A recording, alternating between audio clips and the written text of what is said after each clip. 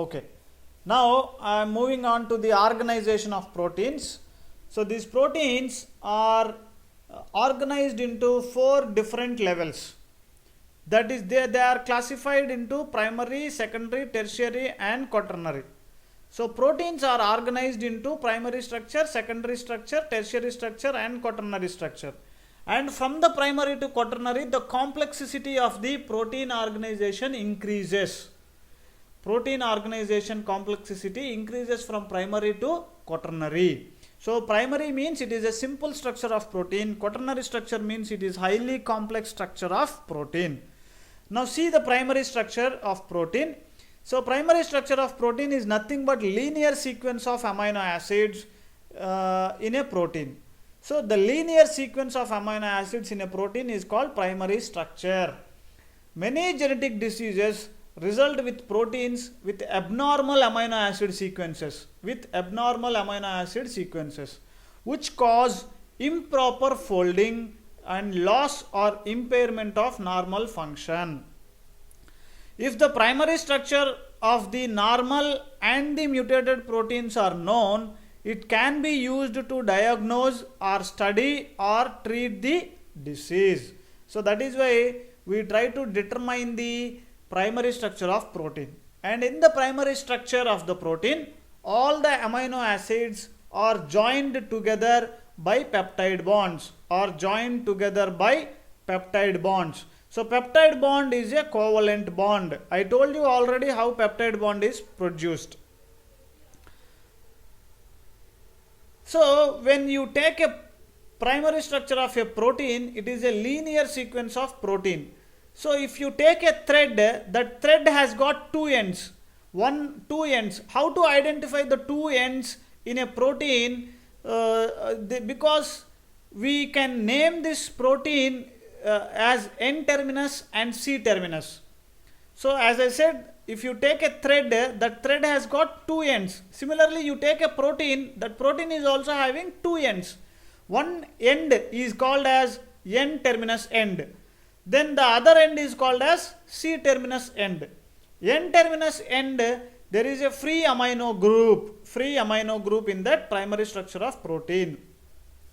And C terminus end, you will find a free carboxyl group.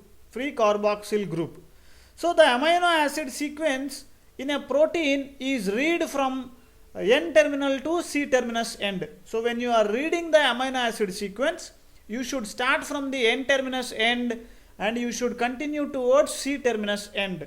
So to read the amino acid sequence, you should start from N terminus end and you should go to the C terminus end. In this I have given the characteristics of peptide bond. So peptide bond is the primary bond which is giving strength or stability to the primary structure of a protein. So the peptide bond, if you see, as it is a partial double bond in character. Partial double bond means it is not exactly single bond and it is not exactly double bond. It is in between.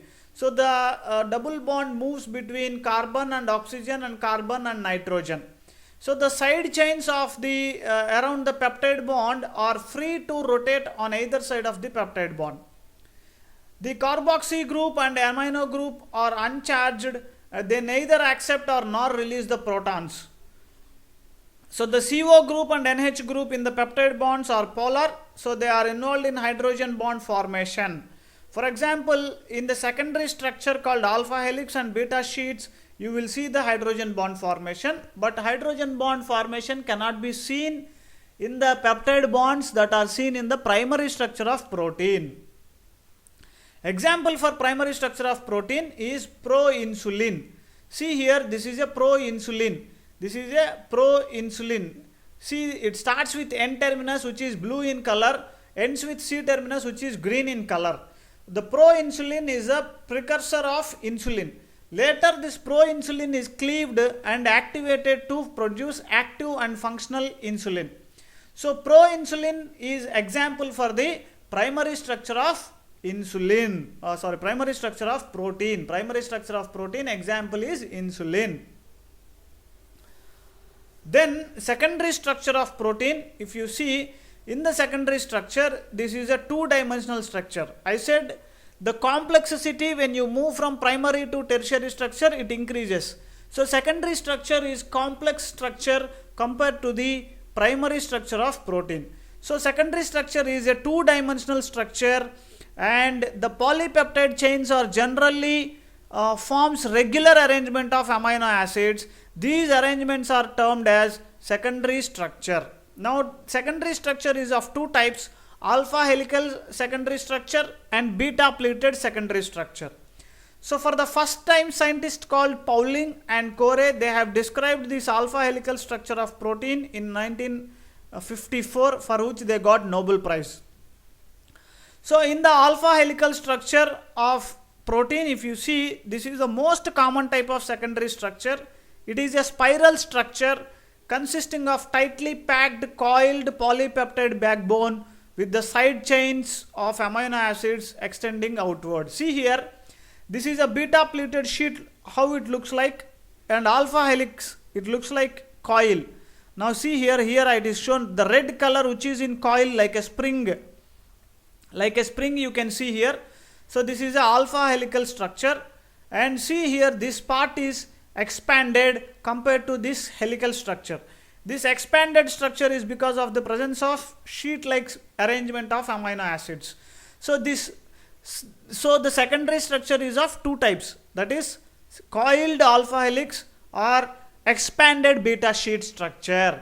So secondary structure of proteins is alpha helical structure and beta pleated sheets. Now this you can see in this diagram, the secondary structure alpha helical structure of protein is mentioned here. In the alpha helical structure of protein, these amino acids, as you said, as you know, these amino acids are linked by peptide bonds, and there is a possibility of hydrogen bond formation between the peptide bonds. So NH group of one peptide bond and CO group of another peptide bond are involved in hydrogen bond formation. So hydrogen of NH, oxygen of CO, they are electropositive and electronegative atoms. So they develop some weak attraction between them.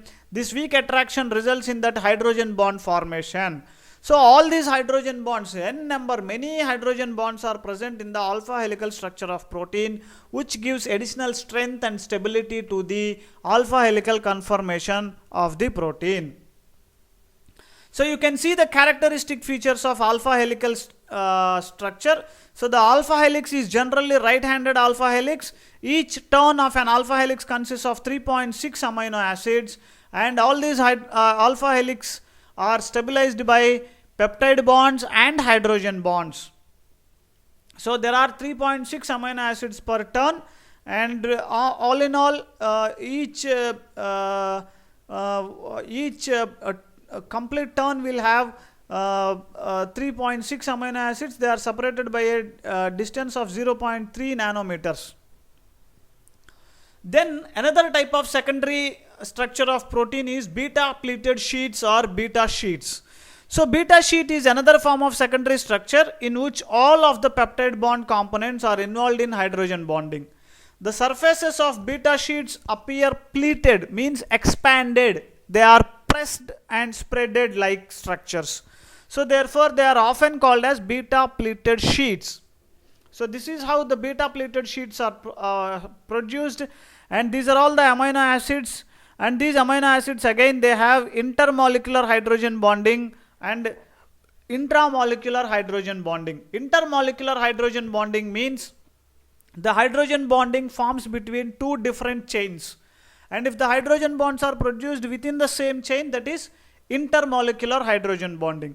So beta pleated sheets also you will see hydrogen bonding, which gives additional strength and stability to the beta structure of secondary protein. Now, so secondary structure is of two types, alpha helix and beta pleated. This beta pleated, again along with the peptide bonds, hydrogen bonds are there, and beta pleated sheets can be parallel or anti-parallel. So interchain and intrachain hydrogen bonding gives additional strength for the beta pleated structures. Then tertiary structure. This tertiary structure is a three-dimensional structure of proteins. So here the polypeptide chains which are more than 200 amino acids are can usually present, and they are each polypeptide chain is called a domain. So the core of a domain is built from combinations of domains. A domain can perform a particular function such as binding a substrate. Now tertiary structure, if you see, there are some weak interactions in the tertiary structure of protein. Those weak interactions can be hydrophobic bonds or hydrophilic interactions. Hydrophobic means water hating amino acids, they form a group. Hydrophilic means water loving amino acids, they form a group. So those amino acids, they develop some weak attraction among themselves. Such kind of interactions are weak interactions. So hydrophobic and hydrophilic interactions can be seen in tertiary structure in addition to the peptide bonds, hydrogen bonds. Okay. Then van der Waals interactions are also present in the tertiary structure. You know, van der Waals bond is a weak attraction present between the electrically charged atoms. Then the tertiary structure, as I said, there are domains.